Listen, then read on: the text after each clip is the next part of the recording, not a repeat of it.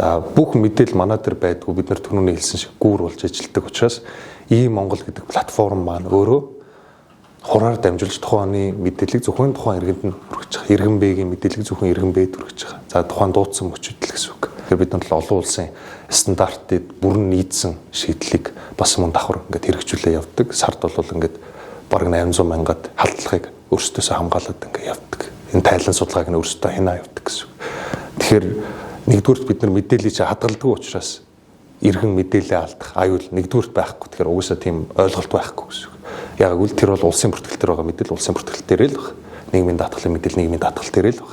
Энийг зөвхөн хураар дамжуулдаг. За тэгээд дамжуулдаг урсгал нь өөрөө аюулгүй байдал нь хангагдсан. Иргэн болго өөрийн гэсэн өсөлтүүдийг ийм монголоор дамжуулан хийдэг.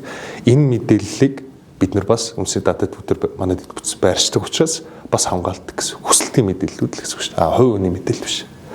Тэгэхээр бүх төвшөнд одоо байж болох одоо бүхэл аргаар нь бид нар хамгаалцсан ингэ явдаг учраас ийм Монгол систем маань өөрөө найдвартай хуулийн дагуу одоо үнэн зөв ажилтдаг ийм систем байгаа. За манай байгууллага хувьд ч гэсэн одоо иргэний мэдээллийг бол байнгын одоо хуулийн заасан хүрээндээ хамгаалаад тий зөвхөн иргэний мэдээллийг зөв дамжуулах найдвартай байх, энгийн байх гэдэг талаас нь дандаа харж ажилладаг.